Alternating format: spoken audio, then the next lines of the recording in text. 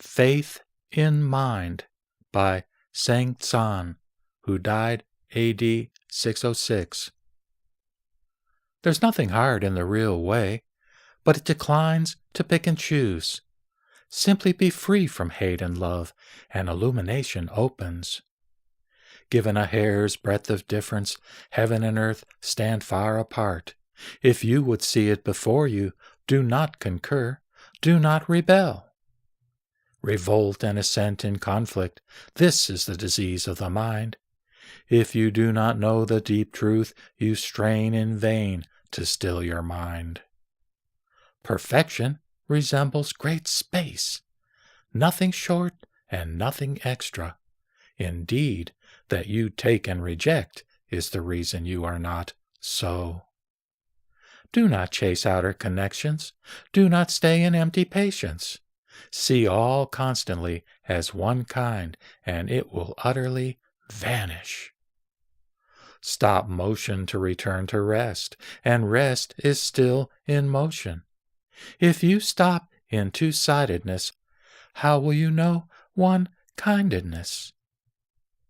If one-kindedness is not known, in two places merit is lost. Leaving existence, you drown in it. Follow the void, you turn from it. The more words, the more reflection, the less you understand the way. Cut off words, cut off reflection, and you penetrate everywhere. Turn to the root and get the truth. Follow semblance and lose the source. A moment turn from semblances and transcend the void before you. Events in the void before you all spring from mistaken notions. It's useless to seek for the true. You must just quiet your notions. Do not remain in the two views. Be careful not to pursue them. As soon as there is right and wrong, mind is lost in entanglements. The two are because of the one. Do not hold to the one either. If the one mind does not arise, the 10,000 things are faultless. Where there is no fault, no things are. Where nothing rises, no mind is. Subjects are quenched with their objects. Objects sink after their subjects. Objects are objects through subjects. Subjects are subjects through objects. If you wish to know the two parts, at the source they are the one void. The one void makes the two the same, and holds the 10,000 forms alike.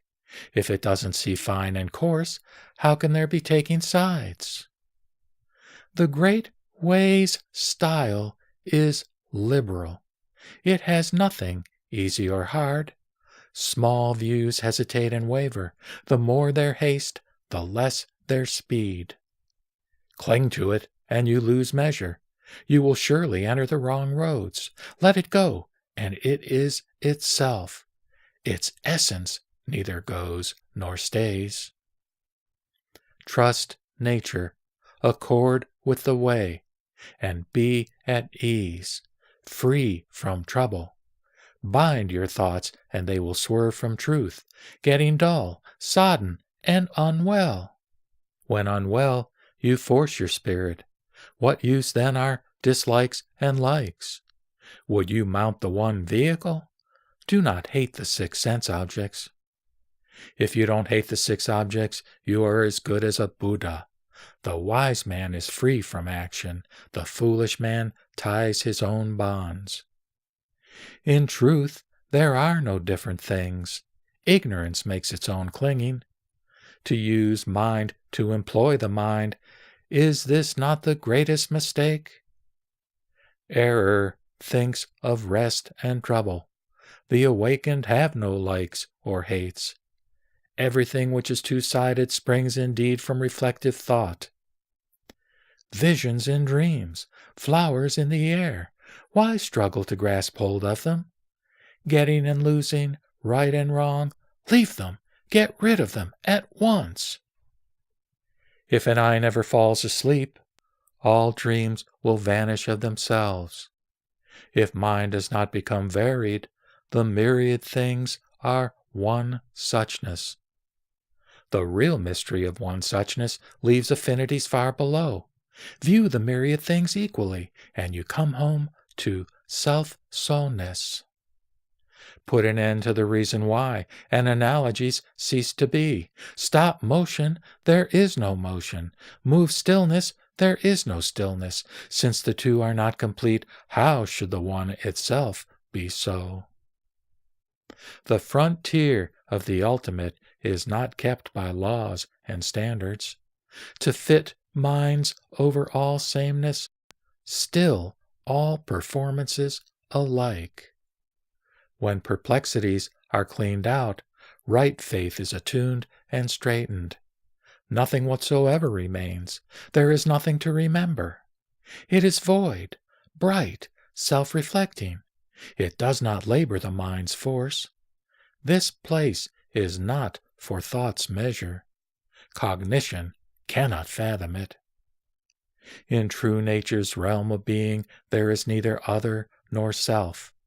If you would understand quickly, we only say it is not two. In the not two, all is the same. No thing is not contained in it. The wise throughout the 10 quarters all enter this cardinal source. The source neither hurries nor lags. 1 instant in 10,000 years, it is not present or absent, but everywhere before our eyes. The very small equals the large, for the sense spheres are forgotten. The very large equals the small, for length and breadth do not pertain. Existence is non-existence. Non-existence is existence. If anything is not this way, you must surely not maintain it. One is the same as everything. Everything is the same as one. If you can just realize this, why worry about finishing? Where faith in mind is the not two, and the not two is faith in mind, here the way of language ceases. It is not past, now, or future.